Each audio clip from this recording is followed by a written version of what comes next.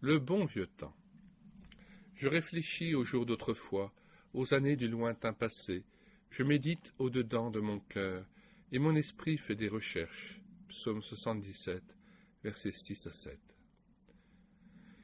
1955. Sur ce plateau dénudé de la Lozère, j'observe un paysan arc-bouté sur les bras d'une charrue tirée par une paire de bœufs paisibles et apparemment dociles. L'homme progresse au pas lent et régulier de ses bêtes. J'admire sans me lasser cette scène apaisante, puis je rentre au village. Un village surpeuplé, gorgé de touristes déambulant dans ses rues étroites et se faufilant entre les voitures aux allures de tortues.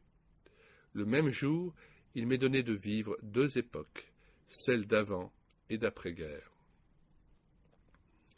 J'ai vécu intensément les années 20 et 30, le bon vieux temps de mon enfance, où je portais blouse noire et pantalon court. Ce n'était certainement pas le bon temps pour tous. Aujourd'hui encore, je suis saisi de nostalgie lorsque je revois ce rétameur ambulant qui montait périodiquement au village. Il parcourait les rues chargé d'ustensiles qui s'entrechoquaient sur ses épaules, en marmonnant une litanie bien à lui. « Tiens, l'Estameir est dans nos murs !» Les ménagères ne s'y trompaient pas. Elles sortaient en hâte de leur demeure, comme si elles s'étaient donné le mot, accouraient au-devant de lui, apportaient qui un chaudron, qui un seau ou une casserole à réparer.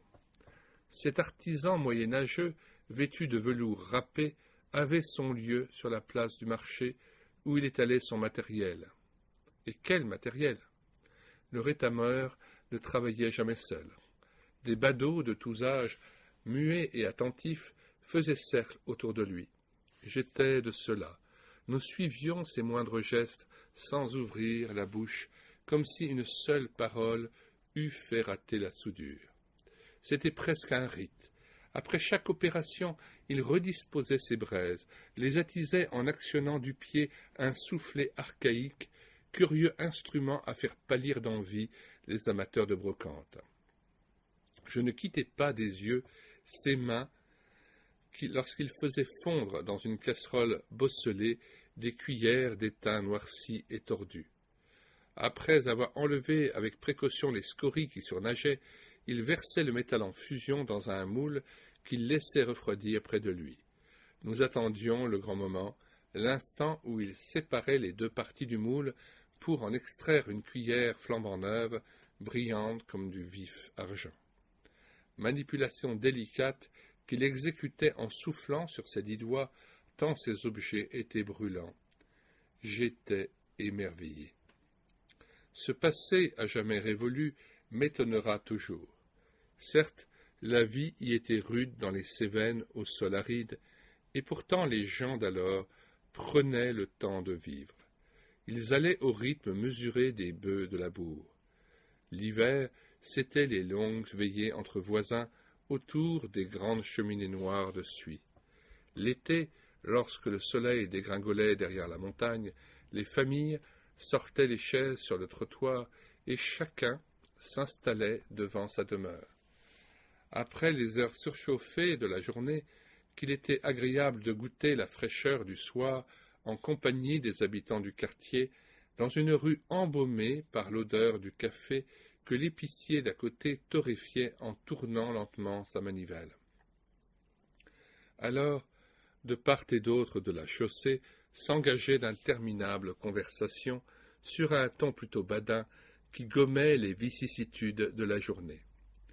L'après-midi, lorsque je passais sous les fenêtres d'une filature de soie, il m'arrivait, malgré le brouhaha des machines, d'entendre les femmes qui, les doigts dans l'eau bouillante, chantaient avec entrain le refrain du jour ou un cantique lorsque l'Évangile avait été prêché dans le pays. Aujourd'hui, on ne chante plus guère, et pourtant les conditions de vie n'ont rien à voir avec celles d'autrefois. Les ménagères n'avaient pas d'eau sur l'évier, elles qui devaient aller plusieurs fois par jour à la fontaine avec de grands seaux au bout des bras. Le lundi après-midi, sous le soleil ou la bruine, les mamans prenaient le chemin de la rivière, chargées d'une lourde corbeille d'osier remplie de linge. À la maison, elles ne chômaient pas non plus. La pile de chaussettes à raccommoder, les feux à entretenir, les fruits à mettre en bocaux, que sais-je encore. Toutes ces opérations réclamaient du temps et beaucoup d'énergie. Et pourtant, malgré de rudes travaux, certaines consacraient des heures à lire et à méditer des Écritures. Allez donc trouver une explication à ce manque chronique de temps, denrée si rare aujourd'hui, alors que tout est étudié pour en gagner. Appareils ménagers de toutes sortes, machines-outils les plus performantes, téléphones, voitures, semaines de 35 à 39 heures, TGV supplément de vie. TGV, supplément de vie, la longévité moyenne est passée de 60 à 75 ans. Quoi? Du temps libre à revendre? Pas si sûr. La vie moderne a multiplié les soins, tous consommateurs de précieuses minutes. Qui ne consacre chaque jour La vie moderne a multiplié les besoins, tous consommateurs de précieuses minutes. Qui ne consacre chaque jour des heures à la télévision, à la vidéo, au CD ou à la chaîne IFI. Et la voiture? En se démocratisant, elle a considérablement élargi le champ d'action de la famille la plus humble. Alors que l'homme de jadis ne quittait guère son village ou son quartier de nos jours, les gens se déplacent le plus naturellement du monde d'une ville à l'autre pour le travail, les affaires, même pour les achats et les devoirs religieux. La preuve, ces parkings gorgés de véhicules aux abords des grandes surfaces, des bureaux, des usines ou des églises construites à la périphérie de nos cités. Que dire de la publicité qui nous agresse à tout moment? Omniprésente, elle excite la convoitise. Il faut être fort pour lui résister, pour renoncer à aller à l'autre bout du département, assister à un concert exceptionnel ou à une manifestation sportive de haut niveau. Et maître de soi aussi pour ignorer ce supermarché qui affiche des soldes mirobolants. Mais déjà, le pays ne suffit plus, car l'homme est entré dans une ère nouvelle. Désormais, la vie est à l'échelle planétaire. Les agences de voyage, les masses médias nous allèchent et nous donnent envie d'aller au bout du monde.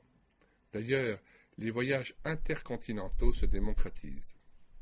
Rapides et agréables grâce au jet, on franchit allègrement océans et continents pour son activité professionnelle, ses loisirs, et même pour l'Évangile. Bref, des heures et des heures grignotées au détriment de l'essentiel, du temps consacré à la vie intérieure. C'est pourquoi l'homme reste stressé, avec humeur et mauvaise conscience, les yeux vissés sur sa montre, il déplore de ne pouvoir réaliser tout son programme.